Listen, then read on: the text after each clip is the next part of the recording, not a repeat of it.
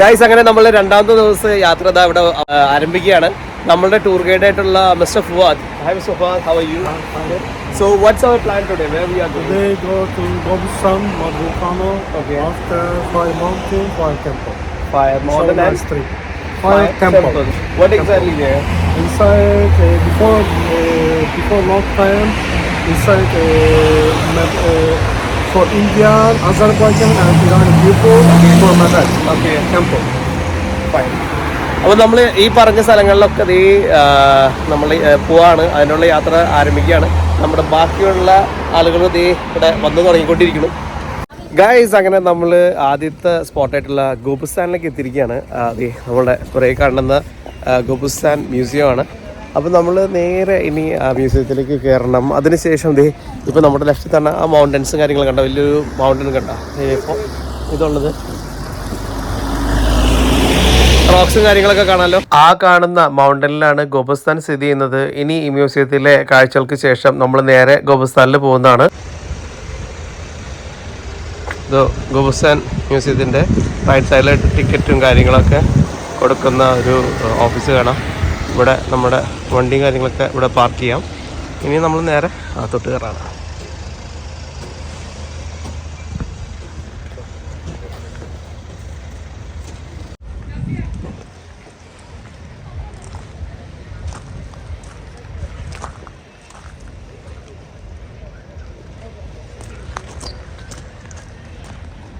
ഇതെന്ത് ഫോസിലത്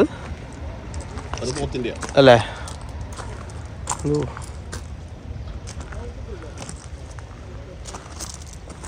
പ്രാചീന കാലത്ത് ഉള്ള അവശേഷിപ്പുകളാണ് കാണുന്നത് തോന്നുന്നു. അന്ന് കാലത്തുള്ള എന്തോ ആട്ടും കാര്യങ്ങളൊക്കെയാണ് നമുക്കിവിടെ കാണാം. അപ്പോൾ ആ കാലത്തുള്ള ജനങ്ങളുടെ ഒരു ആവാസ വ്യവസ്ഥ അല്ലെങ്കിൽ അവിടുത്തെ താമസം ഇതുപോലെയുള്ള കുടിലുകളിലായിരുന്നു.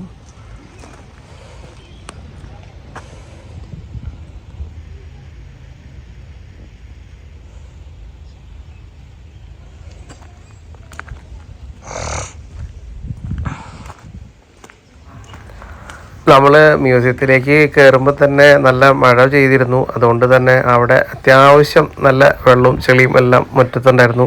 ഇതൊക്കെ ചവിട്ടി കൂട്ടി വേണം നമുക്ക് ഈ മ്യൂസിയത്തിനകത്തോട്ട് കയറാൻ.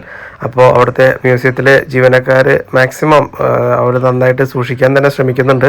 അതുകൊണ്ട് നമുക്ക് കാലുകൾ വൃത്തിയാക്കാനുള്ള തുണിയും കാര്യങ്ങളൊക്കെ അവർ തന്നു. അത് നമ്മൾ ചവിട്ടി ക്ലീനാക്കിയ ശേഷമാണ് നമ്മൾ അകത്തോട്ട് കയറാനായിട്ട് സമ്മതിച്ചത്. പിന്നെ നമുക്ക് ഒരു ഏതിലൂടെയാണ് തുടങ്ങേണ്ടത് എന്നുള്ള ഒരു ഗൈഡൻസ് അവിടുത്തെ സ്റ്റാഫ് തന്നെ നമുക്ക് പറഞ്ഞു തരികയുണ്ടായി. പക്ഷേ എന്താ സംഭവിച്ചാൽ നമ്മൾ ഒരു വാതിലൂടെ അകത്തോട്ട് കയറി കഴിഞ്ഞാൽ പിന്നെ അത് കണക്ട് ചെയ്തിട്ട് മറ്റൊരു റൂമിലേക്ക് അങ്ങനെ കറങ്ങി നമ്മൾ വീണ്ടും തുടങ്ങിയ അതേ വഴിയിൽ വന്നെത്തുകയാണ് ചെയ്യുന്നത്. മ്യൂസിയത്തിനകത്ത് വന്നു കഴിഞ്ഞാൽ നമ്മുടെ ഗ്ലോബ് പോലെ ഒരു സംഗതി ഇവിടെ കാണാം.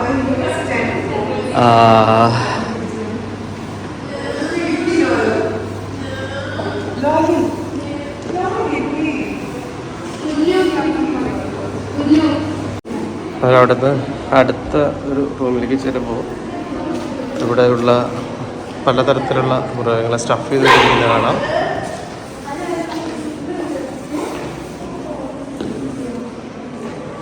ഇത് റിയലായിട്ട് തന്നെ തോന്നിട്ടോ, അതുപോലെ തന്നെ അവർ ചെയ്തിട്ടുണ്ട്.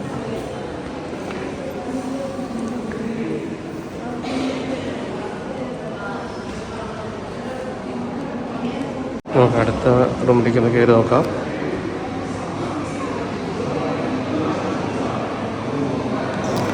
നമ്മളങ്ങനെ ആ റൂമിൽ ഇങ്ങനെ കാഴ്ചകൾ കണ്ട് നടക്കുമ്പോൾ അവിടെ ഒരു ഗ്ലാസ് ചേമ്പറിൽ വെച്ചിരിക്കുന്ന മനുഷ്യൻ്റെ സ്കെൽറ്റൻ്റെ രൂപവും പിന്നെ അവിടെ പല സ്റ്റെപ്പുകളിൽ ചാരി വെച്ചിരിക്കുന്ന പഴയ കാലത്തുള്ള ഒരു ശിലകളും പ്രാചീന മനുഷ്യൻ്റെ രൂപവും എല്ലാം നമുക്കവിടെ കാണാമായിരുന്നു. അപ്പോഴാണ് അവിടെ വന്നിരിക്കുന്ന ടൂർ ഗൈഡുകളുടെ ശബ്ദം കേട്ടു തുടങ്ങിയത്. അവിടെ വന്നിരിക്കുന്ന ഗസ്റ്റുകളെല്ലാം കൊണ്ടുപോയി അവിടുത്തെ അസർബൈജാനി ലാംഗ്വേജിൽ എഴുതിയിരിക്കുന്ന ഇൻഫർമേഷൻസ് എല്ലാം അവരും അതുപോലെ അവിടുത്തെ പഴയ കാലത്തുള്ള സ്റ്റാച്യൂസും എല്ലാം അവർക്ക് തർജ്ജമ ചെയ്ത് കൊടുക്കുകയാണ്. എന്താണ് അതിൻ്റെ സ്റ്റോറി എല്ലാം അവർ പറഞ്ഞു കൊടുത്തുകൊണ്ടിരിക്കുന്നതാണ് നമുക്കവിടെ കാണാൻ കഴിഞ്ഞത്.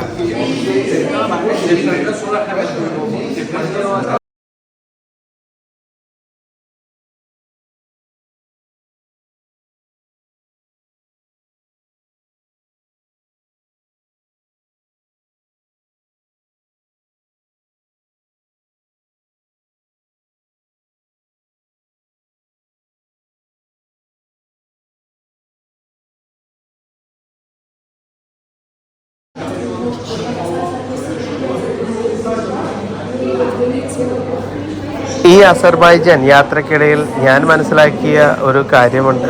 ഈ അസർബൈജാൻ രാജ്യത്തെ വൃത്തിയാക്കുന്ന ജോലി നിക്ഷിപ്തമായിരിക്കുന്നത് ഇവിടുത്തെ പ്രായമേറിയ പൗരന്മാരുടെ കയ്യിലാണ്.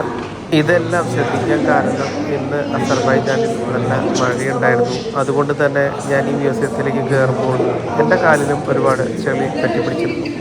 അപ്പോൾ ഇതെല്ലാം ചവിട്ടിയിട്ട് വേണം എനിക്ക് ഇപ്പോൾ മ്യൂസിയത്തിനകത്തോട്ട് കയറാൻ. ആ കയറി വരുമ്പോൾ എൻ്റെ കാല് വൃത്തിയാക്കാനായിട്ട് അവിടെ ഇരുന്ന ആ ഒരു തുണിയിൽ ചവിട്ടി ക്ലീൻ ചെയ്ത ശേഷമാണ് അകത്തോട്ട് കയറിയത്. അപ്പോൾ ഞാൻ ശ്രദ്ധിച്ചിരുന്നത് ആ ക്ലീനിങ് ജോബ് ചെയ്യാനായിട്ട് അവിടെ ഒരു പ്രായമുള്ള സ്ത്രീ ഉണ്ടായിരുന്നു. ഞാൻ ആ സ്ത്രീയെ ശ്രദ്ധിച്ചപ്പോഴാണ് അതിനു മുൻപ് കണ്ടിരുന്ന പല ഹൗസ് കീപ്പിംഗ് സ്റ്റാഫുകളുടെയും മുഖം എൻ്റെ മനസ്സിലൂടെ കടന്നുപോയത്. അതിനു മുമ്പ് ലഞ്ച് കഴിക്കുന്ന സമയത്ത് ആ റെസ്റ്റോറൻറ്റിൽ ഒരു ഹൗസ് കീപ്പിംഗ് സ്റ്റാഫ് ഉണ്ടായിരുന്നു. ഇതുപോലെ അവിടെ വന്നിരിക്കുന്ന ഗസ്റ്റുകളുടെ കാലിൽ നിന്നുള്ള ചെളികളും കാര്യങ്ങളൊക്കെ തുടച്ച് വൃത്തിയാക്കി ആ റെസ്റ്റോറൻറ്റ് വളരെ ഭംഗിയാക്കി നിർത്തുന്ന ഒരു ജോലി ഒരു പ്രായമുള്ള സ്ത്രീയാണ് ചെയ്തുകൊണ്ടിരുന്നത്. അതുപോലെ കാലത്ത് ഉറക്കെഴുന്നേറ്റ ശേഷം ഞാൻ ആ ജനലിലൂടെ അടുത്തുള്ള ഒരു ഉദ്യാനത്തിൽ അല്ലെങ്കിൽ തൊട്ടടുത്തുള്ള ഒരു പാർക്കിൽ കാലത്ത് ഡോഗ്സിനെയും കൊണ്ട് ആളുകൾ നടക്കാൻ പോകുന്നത് കണ്ടിരുന്നു. അതിന് തൊട്ട് ശേഷം കുറേ പ്രായമുള്ള സ്ത്രീകൾ തന്നെയായിരുന്നു. അവർ ആ ഉദ്യാനത്തിൽ ആ മരങ്ങളിൽ നിന്ന് വീണിരിക്കുന്ന ലീഫുകളും എല്ലാം പറക്കി ആ ഒരു പാർക്ക് വളരെ ഭംഗിയാക്കി ഇടുന്നത് ഞാൻ ശ്രദ്ധിച്ചിരുന്നു. അപ്പോഴും അവരുടെ മുഖങ്ങളെല്ലാം എൻ്റെ മനസ്സിൽ ഓരോന്നായിട്ട് ഇങ്ങനെ കടന്നുപോയിക്കൊണ്ടിരുന്നു. അപ്പോഴാണ് എനിക്ക് ഒരു കാര്യം മനസ്സിലായത്. ഈ രാജ്യത്ത് ഹൗസ് കീപ്പിംഗ് അല്ലെങ്കിൽ ഈ രാജ്യത്തെ വൃത്തിയാക്കുന്ന ജോലികളെല്ലാം ഇവിടുത്തെ പ്രായമുള്ള ആളുകളാണ് ചെയ്യുന്നതെന്ന്. ഇതിനി ഞാൻ കണ്ട കുറച്ച് വ്യക്തികളിൽ അവരെല്ലാം പ്രായമുള്ളവരാണോ, ഇനി നിങ്ങൾക്ക് മറ്റ് എന്തെങ്കിലും അഭിപ്രായമുണ്ടെങ്കിൽ തീർച്ചയായിട്ടും ഈ വീഡിയോൻ്റെ കമൻറ്റിൽ നിങ്ങൾ ഒന്ന് രേഖപ്പെടുത്തണം.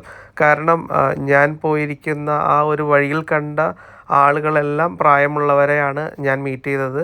അതുപോലെ നിങ്ങളുടെയും എക്സ്പീരിയൻസ് ഉണ്ടല്ലോ, അതെല്ലാം തീർച്ചയായിട്ടും ഈ വീഡിയോൻ്റെ ഡിസ്ക്രിപ്ഷനിൽ നിങ്ങളെല്ലാം കുറിച്ചിടണമെന്ന് ഞാൻ അഭ്യർത്ഥിക്കുകയാണ്.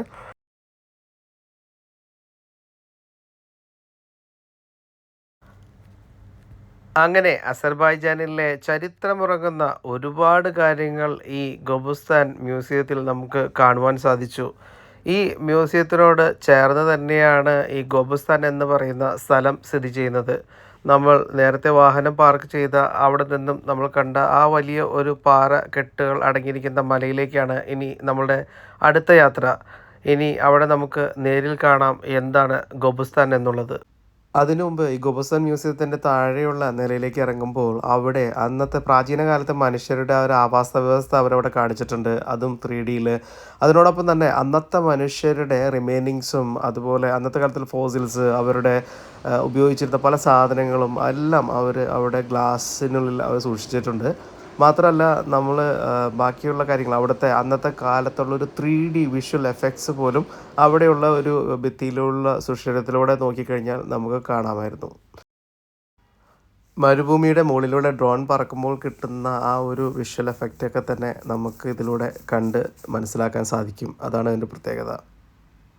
ഗൈസ്, ഈ ഗോബുസ്ഥാൻ മ്യൂസിയത്തിൻ്റെ പുറകിലായിട്ട് ഒരു അടിപൊളി ഒരു മൗണ്ടൻ ഉണ്ട്, റോക്സൊക്കെ ആയിട്ട് കാണാൻ നല്ല ഭംഗിയാണ് കാണാൻ.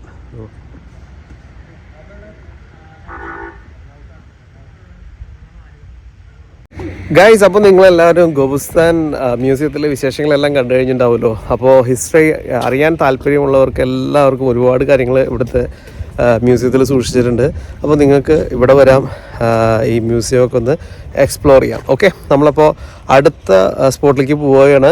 ഗൈസ്, അങ്ങനെ നമ്മൾ താഴെ കണ്ട മ്യൂസിയത്തിലെ കൂടുതൽ വിശേഷങ്ങൾ അറിയാനായിട്ട് ഇവിടുത്തെ ഗോബുസ്ഥാൻ എന്ന് പറയുന്ന സ്ഥലത്തേക്ക്, അതായത് ആ മൗണ്ടൻ്റെ മുകളിലാണ്, അവിടേക്ക് നമ്മൾ വന്നിരിക്കുകയാണ്.